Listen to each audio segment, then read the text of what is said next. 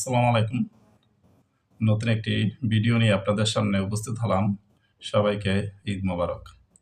আজকে যে বিষয়টি নিয়ে আপনাদের সাথে কথা বলতে চাচ্ছি তা হল সেনাবাহিনীর অবসরপ্রাপ্ত কর্মকর্তা মাসুদ উদ্দিন চৌধুরী কট। তিনি কিন্তু এই তৎকালীন সময় ১/১১ প্রেক্ষাপটে উনি কিন্তু দেশের ভিতরে একটি গোপনে একটি দলকে কিন্তু মাইনাস করতে চেয়েছিলেন।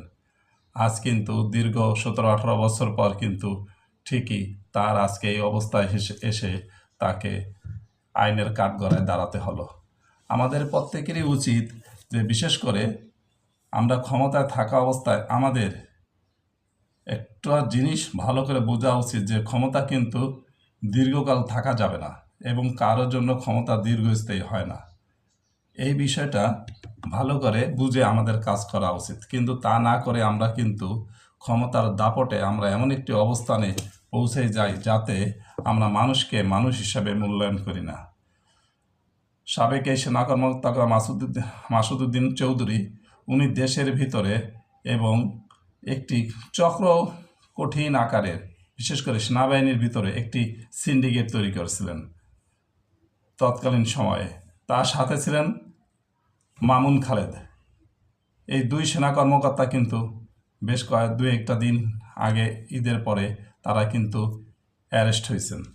তাদেরকে কিন্তু বিভিন্ন মামলায় তাদেরকে দেওয়া হয়েছে, বিশেষ করে তারা মানব পাচার চক্রের সাথে তারা জড়িত হয়েছিলেন। তাদেরকে কিন্তু এই ব্যাপারেও অ্যারেস্ট দেখানো হয়েছে। কিন্তু তৎকালীন সময়ে বিরোধী দলের নেত্রী বেগম খালেদা জিয়া তার উপরে যে পৈশাচিক নির্যাতন হয়েছিল, বিশেষ করে তার বাসভবন থেকে তাকে বের করে দেওয়া হয়েছিল, এটা কিন্তু আমরা সবাই জানি।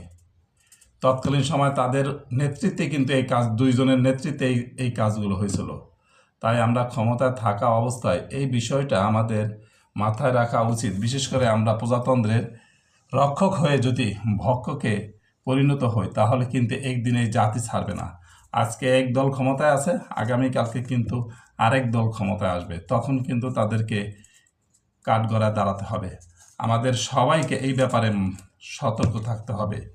আজ তারা এই পরন্ত বয়সে তারা যে এই নির্যাতন এবং তারা যে মান সম্মানের হানির শিকার হবেন, এর জবাব কিন্তু তাদের দিতে হবে। বিশেষ করে তার ফ্যামিলি, পরিবার, তারা কিন্তু এই ব্যাপারগুলো পোহাইতে হবে।